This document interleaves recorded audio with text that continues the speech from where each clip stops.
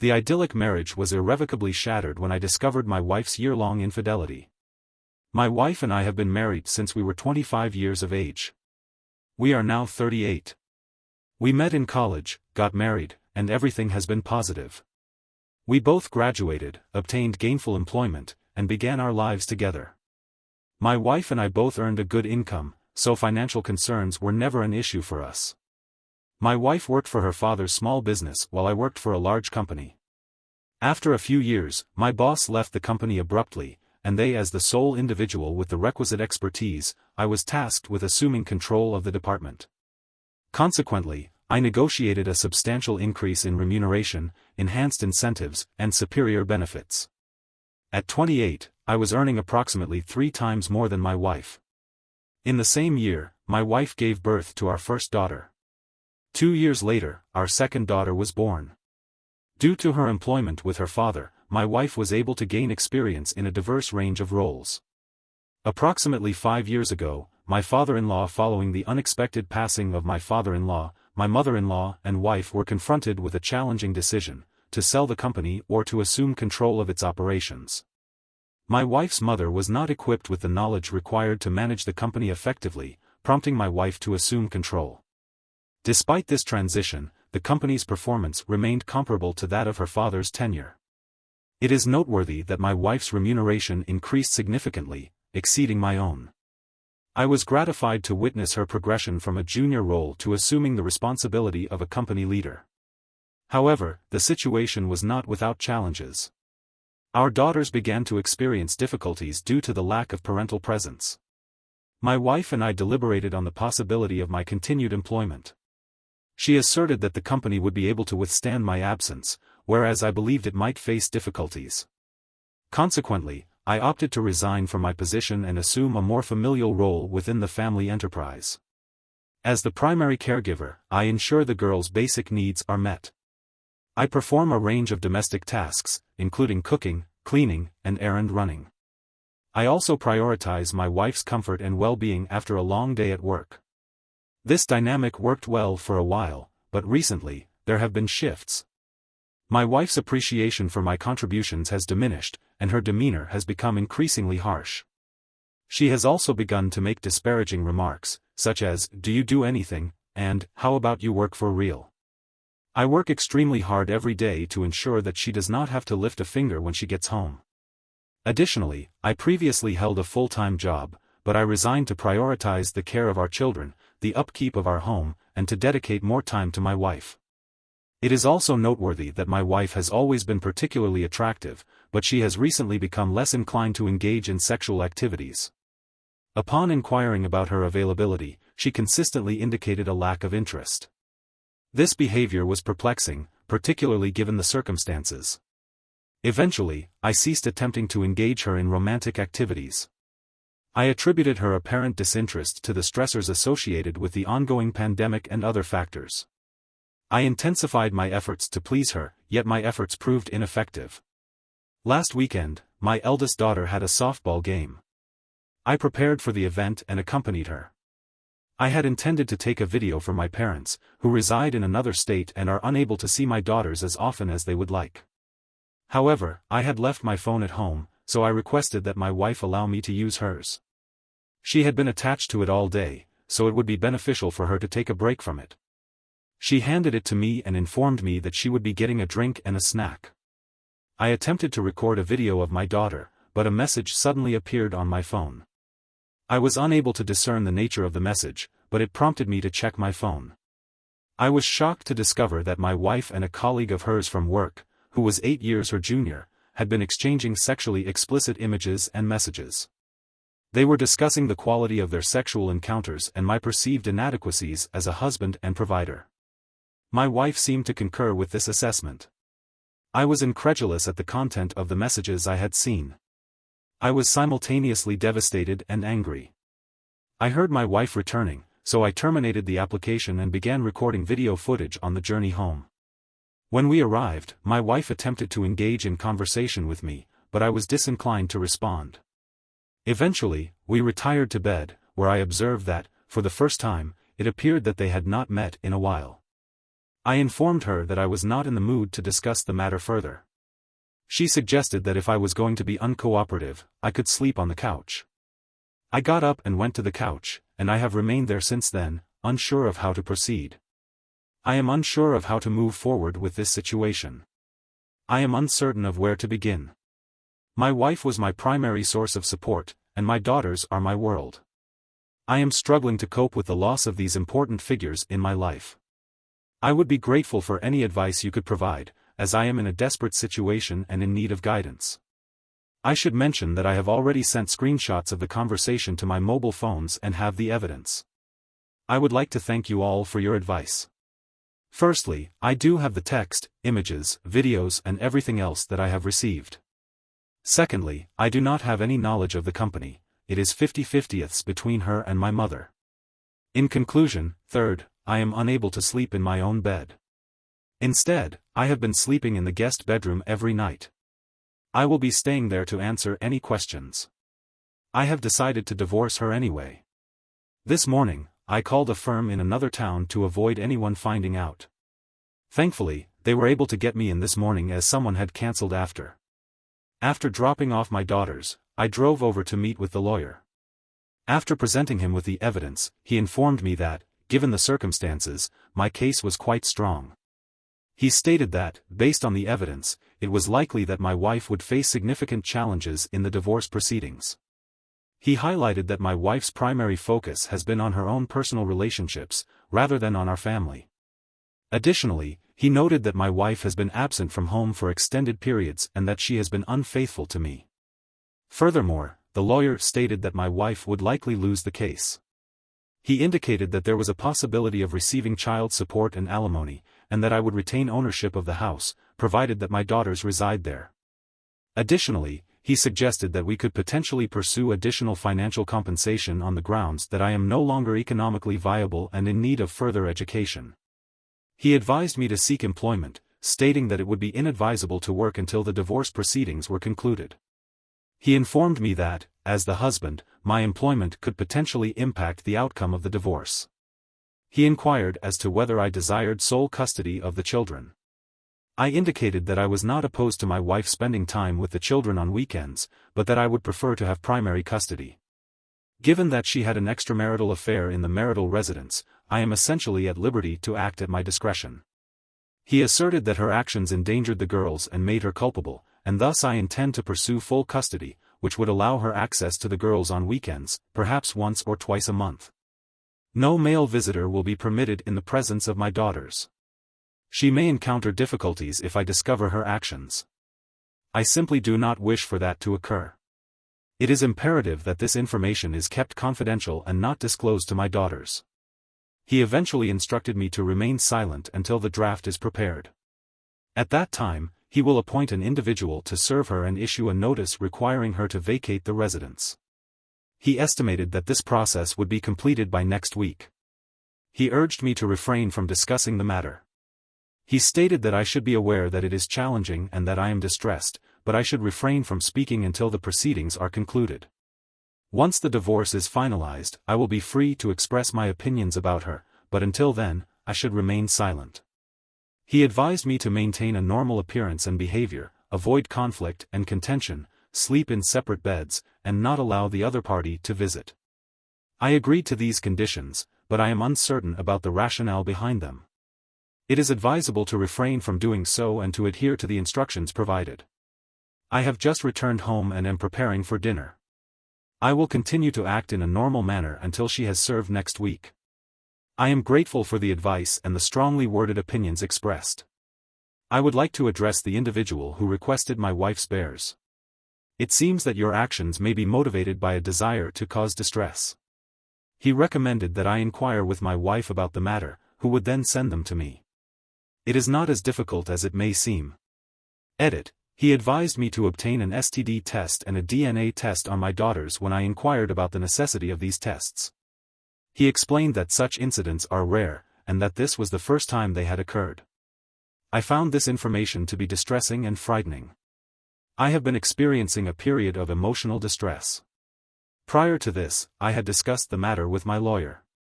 I did not provide him with any detailed information, but he did advise me that I could post updates on the situation, provided that they were brief and did not include any specific details. I must exercise caution in what I post to avoid inadvertently providing information that could lead to the discovery of my identity. This is the extent of the information I am able to share at this time. I indicated that we would be brief and not too specific for legal reasons. I will begin with the tests. I was able to obtain an STD test for myself and a paternity test for my daughters. I subsequently learned that I am free of disease and now cleared for the test that I am sure many of you are wondering about. That is the test on my 2 daughters. Am I the father? I will always be the father of my 2 daughters, regardless of the results. However, I am here to confirm that I am their biological father. I have never been so happy to know that I am their father. I had never thought that I would have to question it, but here we are. Regarding the situation with my soon-to-be former spouse, while she is out of the house and I have been granted full temporary custody, the future of custody is undetermined, though it may take some time to resolve. I will provide more specific details at a later date. For now, my lawyer has facilitated the return of my children and ensured that the legal process surrounding their removal from the home was handled properly. The circumstances were challenging, but I will provide further details at a later time. She was served at her place of employment, and from what I know, the process was initiated. The situation was not straightforward, as I have previously stated. However, I will provide further details at a later point in time. My daughters are aware of the circumstances. My eldest daughter knows that we are separating, and one of her friend's parents have also separated for the same reason. She has observed the situation with her friend and is concerned that we will also separate. She has been requesting that I allow her mother to return home. I intend to arrange for them to meet with a child therapist who was engaged to explain and help them understand the situation, as directed by my lawyer. My youngest child simply wants her mother to return home, and she misses her. I am devastated by this turn of events and feel like a terrible father. It is possible that my daughters now hate me. At times, I consider allowing their mother to cheat on me to maintain the family unit and keep my daughters happy. I am unable to pursue this course of action. At times, I contemplate the possibility of an open relationship, which we could consider when the girls are older. However, this is not a viable option for me, as I anticipate that the girls will discern this arrangement and perceive it negatively. With regard to my former partner, she is currently residing with her mother. I have been contacted by the legal counsel representing my former partner. I have agreed to a meeting, which will take place at an unspecified future date. During our initial conversation, she did not request any specific details. Instead, she stated that we would discuss them at a later point in time. However, she implored me not to take my youngest daughter's granddaughters away from her. I informed her that she is a devoted and affectionate grandmother. As long as she can maintain a separation between my daughter and myself, I have no objections to her continuing to have contact with the children. She expressed her gratitude and that was the extent of our interaction. My former partner has been attempting to contact me via telephone and text message in order to ascertain the status of our relationship, as directed by my legal counsel. He has established a method of communication that can be tracked, and the purpose of these conversations is solely to discuss the well-being of our children. Once this matter has been concluded, I will provide further updates. Update 3. I spent Thanksgiving with my soon-to-be former spouse and mother of my children. I undertook this pursuit for the benefit of my daughters and ensured with my lawyer that it was solely about them and not about reconciliation, which had been addressed previously. I met with my mother-in-law before Thanksgiving.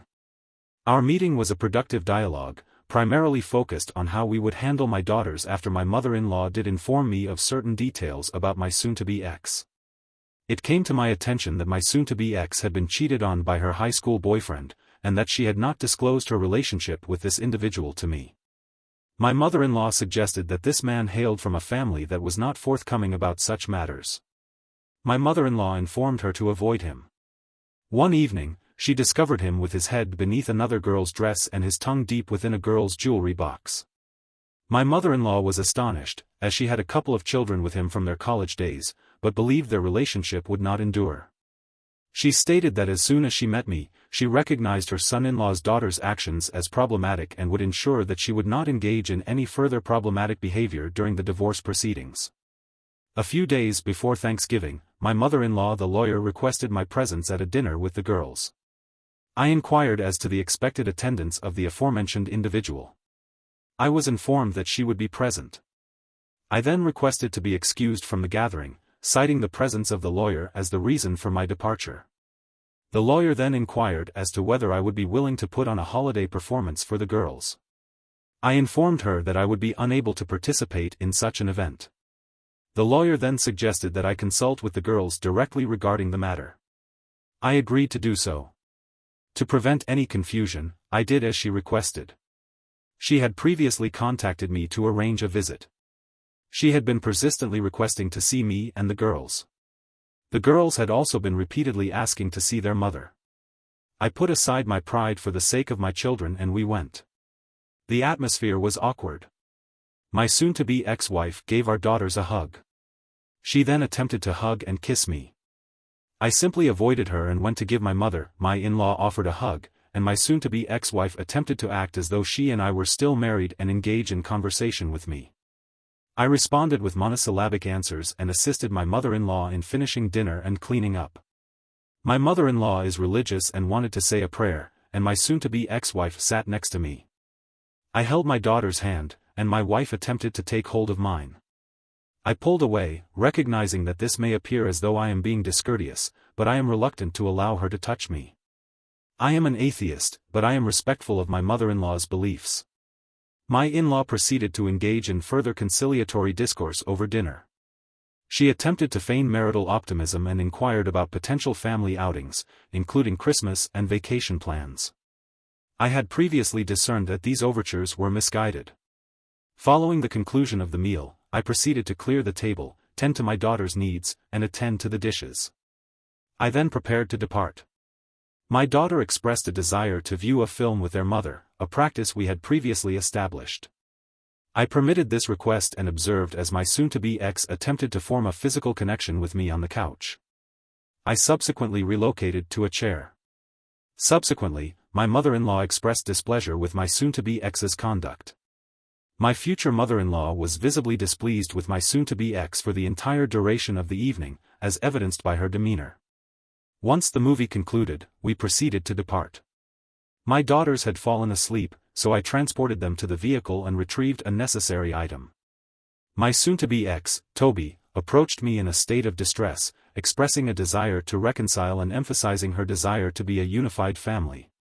She conveyed profound regret for the preceding events.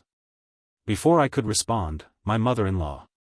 The mother-in-law grabbed her by the hair, yanked her, and told me good night while beginning to yell at her other daughter. I informed my lawyer of the incident and indicated that I did not believe reconciliation was possible. Your messages indicated otherwise. My wife has once again called and begged for us to work on our marriage. She is left on the phone with Reed. I will only discuss the girls with you, and I am sure they are well. It is likely that the same will be true of Christmas.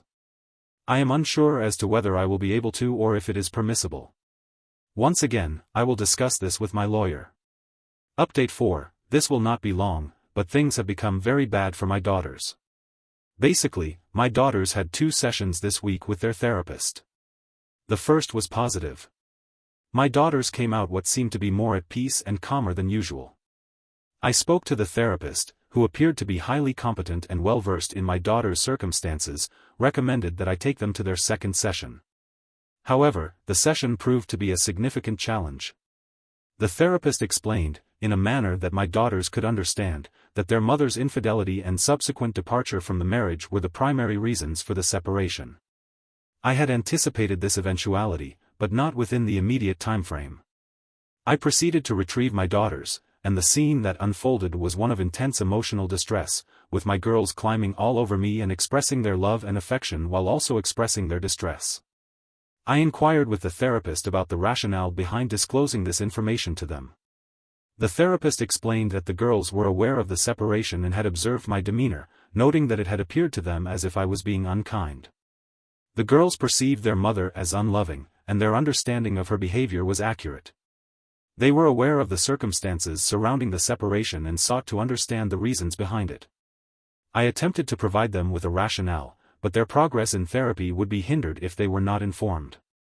The therapist did not elaborate on the specific details of her communication with the girls, but the content was. The information was conveyed in a manner that was developmentally appropriate for the girls, but they were already aware of the details of their mother's infidelity. I believe my eldest daughter may have been able to cope with this information and adapt, but my youngest daughter was not yet prepared to do so. Upon our return home, my daughters clung to me throughout the night. They were inconsolable, so I ordered food and movies that they enjoyed. We spent the entire night in my bedroom, and they eventually fell asleep. I proceeded to the bathroom and wept. My soon-to-be ex-wife is unaware of the distress she is causing our daughters. I am uncertain how I will cope with this situation. The therapist suggested that we could consider medication for a period of time until the girls adjust to the new circumstances. I declined this option, which the therapist supported, stating that it was merely a possibility as I was not inclined to medicate them. It should be noted that the therapist is not authorized to prescribe medication. The psychiatrist indicated that the girls would require a referral to their primary care physician, who would likely diagnose them with a condition that would allow for the prescription of psychotropic medication. I would prefer to address my daughter's emotional distress through more constructive means. I will not have to concern myself with the logistics of the upcoming holiday season, as my daughters have developed a strong aversion to their mother. My oldest daughter has explicitly stated that she has no desire to see her mother again, a sentiment that her younger sister seems to echo. I was taken aback when my eldest daughter asserted that she did not hate her mother. I countered that she did not hate her, but rather felt anger. I emphasized that she still loved and cared for her mother. My youngest daughter also denied hating her mother and subsequently fell asleep in my arms. This is the current state of affairs. Update 5, the girls are improving. They will continue to the same therapist is still involved, and the girls are demonstrating signs of improvement. They have indicated that they no longer harbor negative feelings towards their mother. However, they have made it clear that they do not intend to have any contact with her for an extended period of time. These are their own words, not mine. It will be interesting to see how this plays out. My wife is aware of this development. She attempted to contact my daughters, but they did not respond. He has demonstrated a greater respect for the boundaries I have established with my daughters. It seems that she is beginning to recognize the situation for what it is. I had already considered him to be a problematic individual, but this man is truly deplorable. Consequently, someone inquired about the possibility of an OBS. I was previously unaware of such a possibility. However, I began searching for relevant information for my wife's work. I was able to locate a document containing the contact information of all employees. I contacted him via telephone, and it became evident that he is married. I had not previously believed that to be the case. He has a toddler. I informed his wife of this information, but she did not believe me and terminated the call. She subsequently called me back and requested a meeting. I agreed to meet with her, and during the meeting, I presented her with all the relevant documentation. She then asked if we could go to my car, and we proceeded to do so. Once we had closed the door behind us, she began to cry and express her distress, stating that she did not understand how he could have behaved in such a way towards her. I inquired as to whether I had erred in my conduct. In response, I was informed that there was nothing I could have done to avoid the situation. I then provided her with the contact information for my legal counsel. Following this, the woman in question became enraged, expressing that I had wronged her. I attempted to calm the situation by suggesting that perhaps a year had passed, or perhaps slightly longer. However, the woman's distress only intensified. She proceeded to verbally lash out, expressing her displeasure in a highly agitated manner. I sought to understand the source of her distress. She then proceeded to reveal that she had recently undergone cancer treatment. The hospital discovered a tumor, and over the past year and a half, she underwent 2 surgeries. She completed chemotherapy and was on medication. She appeared to be in good health, so I was surprised when she said she had beaten the disease and was better. However, she had not undergone surgery for at least 2 years. She stated that, due to my pregnancy and cancer, I was unable to recover fully. She became seriously ill during her pregnancy, and her cancer ultimately caused her death. Despite experiencing a brief period of improvement, she soon began to feel unwell again. She reported a loss of hair and weight due to medication, as well as a decline in her physical appearance. She stated that she was now in a position to engage in sexual intercourse and was planning to do so soon. However, she also expressed distress about her child. She grew up in an unstable family environment and I provided her with emotional support. She then attempted to engage in sexual intercourse with me. I advised her that she was not in a mentally healthy state and that she should not proceed. She thanked me for my honesty and proceeded to request evidence. I provided it to her and she subsequently returned home. We have communicated via text message on a few occasions since then. We are both individuals with BPD, so we will maintain contact. I would like to thank the few people who mentioned seeking out an individual with BPD. I had not considered this possibility. Update 6 has prompted inquiries about whether I spent Christmas with the individual with BPD. I can confirm that I did. It was a positive experience. In fact, it was quite enjoyable. The day was truly remarkable. I had prepared the girls' gifts from Santa Claus well in advance, and I was gratified to see that they were delighted with them. This may be the last year that my eldest daughter believes in Santa, so I am determined to make it a memorable one. I had laid out the presents early in the morning, before it got too light, and the girls woke up probably within 15 minutes, excited to see what Santa had brought them. I then proceeded to watch a movie with them, and they were visibly happy. After that, they fell asleep snuggled up next to me. Eventually, I got up and made some coffee. My youngest daughter woke up and said she was hungry, so I put on an apron and let her help me make breakfast. My eldest daughter then woke up and we ate. They played with their gifts and had a wonderful time. It made me very happy to see them so happy. I made sure to get them ready for bed later in the evening so that they could go see their mother and grandmother. I am usually more strict, but I decided to be lenient on this occasion. I then assisted her in the preparation of breakfast, donning an apron for the occasion. My eldest child then arose, and we proceeded to consume the meal. They subsequently engaged in play with their gifts, displaying great enthusiasm. I was gratified by this display of joy. However, I am now required to ensure their readiness for the evening's activities, which will include a visit to their mother and grandmother. I typically adhere to a more stringent approach in such matters. I have been more lenient with them about being ready, given everything that has been going on. They have been reluctant to go and see their mother, stating that they do not want to. I have informed them that their mother loves them and that their therapist believes I should encourage their relationship for their proper growth. If I do not, she posited that my wife might leverage the situation in a legal setting, citing the potential for the girls to develop a relationship with their mother as they mature. Additionally, my wife is aware of the therapist and has engaged in discussions with her. The therapist essentially informed my wife that her actions could be perceived as a betrayal of my husband. It was also noted that the girls' primary attachment figures were their father and maternal grandmother. It was emphasized that the girls would require significant input from their father to facilitate the development of trust and positive emotional bonds. It was suggested that it would be beneficial for the girls to spend time with their grandmother, rather than being punished for their mother's actions. The girls agreed to this suggestion and were taken to visit their grandmother.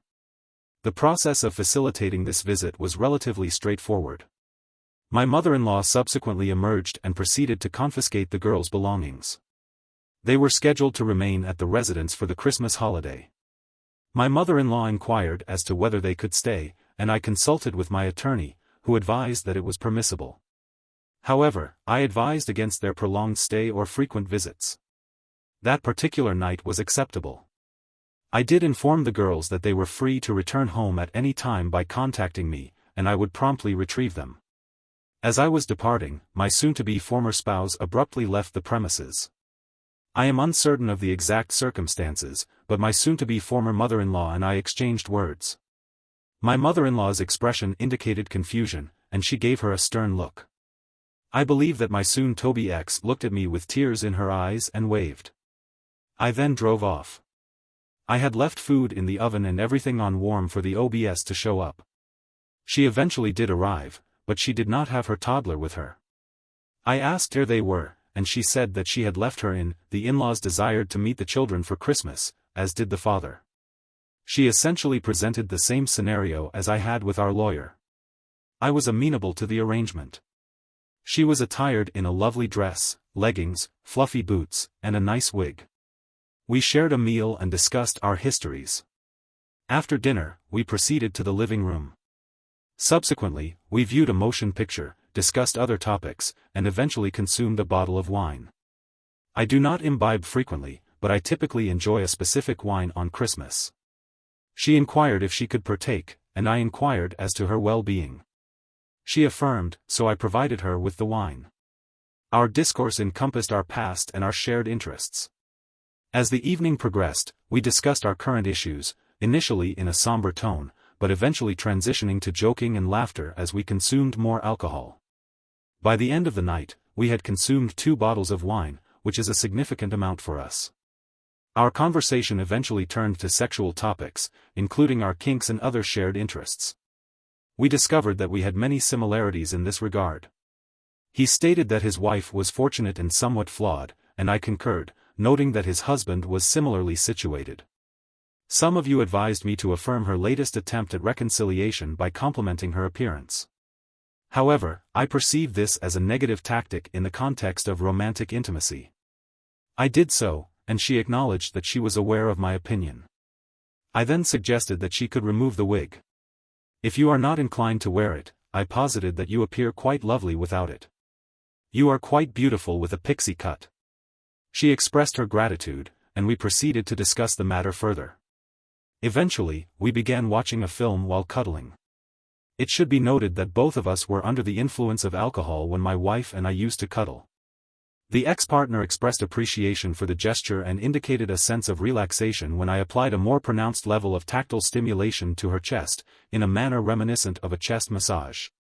I was performing this action reflexively, as a result of established patterns of behavior. At a subsequent point in time, she verbalized that the sensation was agreeable. I was taken aback and ceased the action, expressing my sincerest apologies for not recognizing that I was engaging in it. She conveyed that my actions were not an issue and inquired as to whether I would continue. I continued the action as it appeared to be beneficial in terms of relaxation. I inquired as to her level of certainty, to which she responded affirmatively. I must admit that I experienced a degree of arousal. She became aware of my reaction and initiated a similar action on my body. I apologized for the inadvertent display of arousal. She inquired as to whether I wished for her to cease, to which I replied that I was not compelled to do so. She indicated that she desired to continue, and we proceeded for a few minutes. In the minutes preceding the kiss, I reciprocated. This eventually resulted in her unzipping my pants and performing oral sex on me. She then forced me down and performed cunnilingus on me, which led to some very rough sexual intercourse in various locations, including the living room, kitchen, and office. We eventually engaged in sexual intercourse in my bed, where the sexual intercourse was more passionate, accompanied by extensive kissing and slow movements. Upon completion, we engaged in cuddling and crying, eventually falling asleep. The following morning, we consumed breakfast and showered. I inquired as to whether she had planned for this occurrence. She responded with laughter and stated that it was not her intention. She then asked me, she was departing, and I inquired as to whether she had experienced any feelings during the previous night. I was candid and replied in the affirmative. However, it is imperative that we prioritize our own well-being and that of our children, as these emotions may not be genuine. She concurred and suggested that we examine them at a later time. She then bestowed upon me a kiss on the cheek and expressed gratitude for a splendid evening. I will send you a text later. I collected my daughters and they appeared to enjoy themselves. I was, for the most part, on my best behavior, which may not have been entirely accurate. I have just finished preparing dinner and we will be spending the evening with my daughters. Thank you to everyone who has read my Reddit posts, they have been a form of therapy for me. Update: I apologize for the brevity of this update, I have been preoccupied with several pressing matters. I understand why some of you might question the authenticity of this account. Reddit is replete with individuals who disseminate false information and engage in sensationalist behavior. Nevertheless, I am encouraged by the progress my daughters are making with their therapist and in their activities. They are experiencing a notable improvement in their overall well-being. Despite the occasional flare-up, the girls are doing much better. As for me and OBS, we still talk almost daily but have not engaged in any physical contact since we discussed that.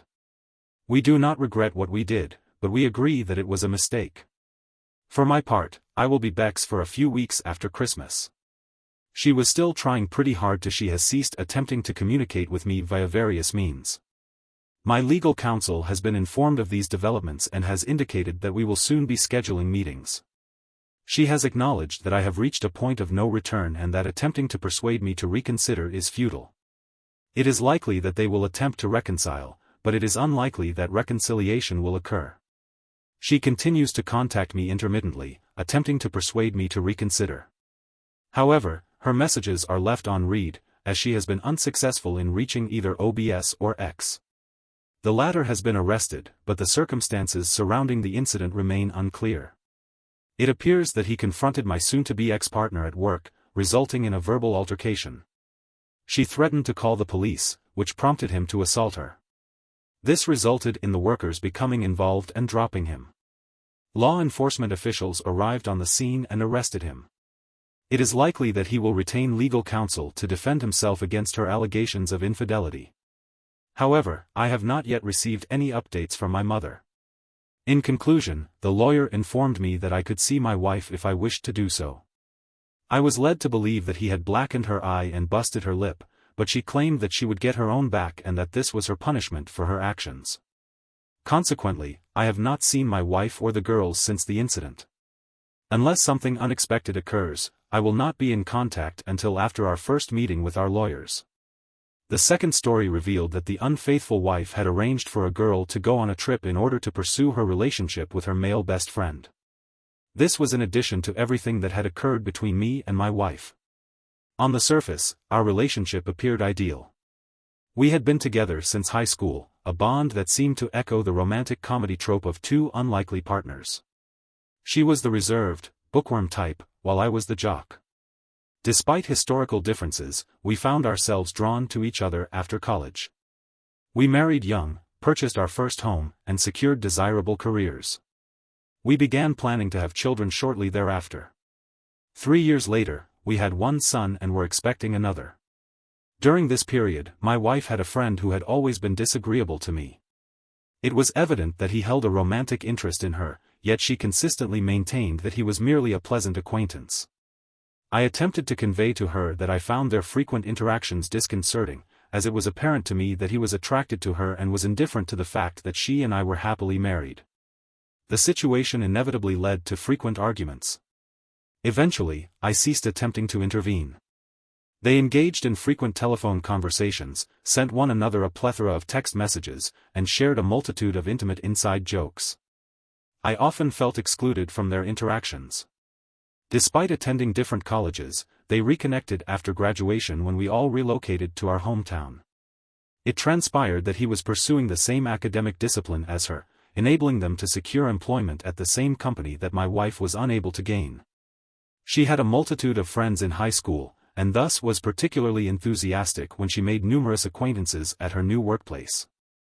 She formed close friendships with numerous female colleagues, engaging in activities such as brunches, theater outings, and even occasional sleepovers. I was genuinely pleased for her, as I was aware that she had been seeking such a group for an extended period. However, during the previous winter, I began to discern a shift in her interactions with her male best friend. She did not converse with him as frequently, or at least I did not observe them engaging in discourse with the same frequency. He ceased to visit the residence, and I only encountered him on rare occasions when I would visit the office. I was optimistic that she had outgrown him and that they were finally parting ways. One day, my wife informed me that a group of the female colleagues from the office were organizing a trip for the weekend. She assured me that it would be innocuous and merely involve consuming wine and engaging in conversation while they relaxed with their face masks. She then departed. On Friday evening, I remained at home with my children. I had not anticipated any issues. On Saturday evening, I was in bed searching for something to watch on Netflix when my phone rang. It was a phone call from her male best friend. I found the situation unusual because he and I had never been particularly close, so I was surprised by the call. I answered the phone and waited for him to speak, but he did not say anything. I was about to hang up the phone when I heard a part of the conversation included the assertion by the male friend that he loved my wife. My wife was on the other line as well. It appeared that he had accompanied her on her weekend excursion. I was unable to terminate the call while I listened. She informed him that she regretted their actions from a few weeks prior and that the previous night's events were an error in judgment. She had gone to speak with him with the intention of ending their relationship. It was then that I realized that there had never been a planned trip with the other woman. The conversation continued. I listened to the conversation until I could hear them kissing on the other line. At that point, I finally hung up. I was astonished by what I had just heard. I felt a sense of nausea and a desire to scream, but I was unable to do anything that might upset my children. Initially, I thought it was an unusual time for him to call, but he had called me. As I reflected on the situation, I realized that people only dial recent contacts, so it was unlikely that he had accidentally called me. It was more probable that he had called me while he was engaged in that conversation, in the hope that after approximately an hour, I received text messages from the individual in question. These messages were comprised of various forms of communication, including screenshots of conversations, images, and a video clip. I was taken aback by the sheer volume of material he had sent, as it was the last thing I had expected to see. Despite my initial shock, I was relieved that he had sent it. It appeared that he believed he had won a battle that had been ongoing for approximately a decade. However, I was determined to find a way to respond. To exact retribution on both parties, I deliberated over the various strategies I could employ to achieve this end. I was determined to see them both dismissed from their positions, but this did not seem sufficient as a form of punishment. My wife returned on Sunday night and avoided making eye contact with me. She was experiencing feelings of guilt for her actions, and I believed that by the end of the week, she would only feel worse. I chose to feign ignorance, hoping to avoid further distress to our children, who were already grappling with significant challenges. Prioritizing one's personal life is a crucial aspect of maintaining a healthy work-life balance. However, it seems that my wife did not prioritize this aspect of her life, as evidenced by her actions on Wednesday. I was able to arrange a meeting with her boss, who informed me that the company had a strict policy against dating among employees. This meant that both my wife and her friend would likely face disciplinary action for their actions. The most significant piece of evidence against them was a photograph of my wife and her friend together in the company break room. I had attended numerous Christmas parties at this company in the past, so I recognized the setting immediately. When her boss saw the images, she expressed shock and disapproval. It is likely that she was contemplating the implications of their actions. I was aware that she consumed her coffee at the table they were currently occupying. I was certain that she was unaware that her friend had sent me any of the information that he did. Upon discovering his actions, she would undoubtedly want nothing to do with him. His attempt at exerting power over her resulted in the loss of any chance he had of being with her after our separation. As soon as I exited the office, I observed her boss storm over to her friend and forcibly escort him into the office. I proceeded directly to my wife's desk and placed an envelope containing all of the printed documents on her desk. I had been dispatched alongside the divorce papers. She had one of those open offices that eschewed cubicles or confined their workers, so that everyone could see when I served her the papers. I informed her that I wanted a divorce. With my voice raised above its normal volume, I told her that I was aware of her affair with her friend. I observed the women around her raise their eyebrows and hastily look away as if they could not hear anything. My wife's face was as red as a tomato, indicating her profound embarrassment. I exited the office with a clear understanding of the situation. I surmised that she was likely to be dismissed from her position as a result of the incident that had occurred in the break room. I accompanied my children to the residence of my brother, where we resided for several weeks while I searched for an alternative apartment. Our divorce has been finalized, yet we are still engaged in proceedings pertaining to the custody of our children. We have agreed to a joint custody arrangement, but the most significant challenge lies in determining the holiday schedule. Both she and her friend have been terminated from their respective positions, and based on my understanding, she has severed all ties with him. She has returned to her mother's residence, and I have sold the house that I had intended to retain.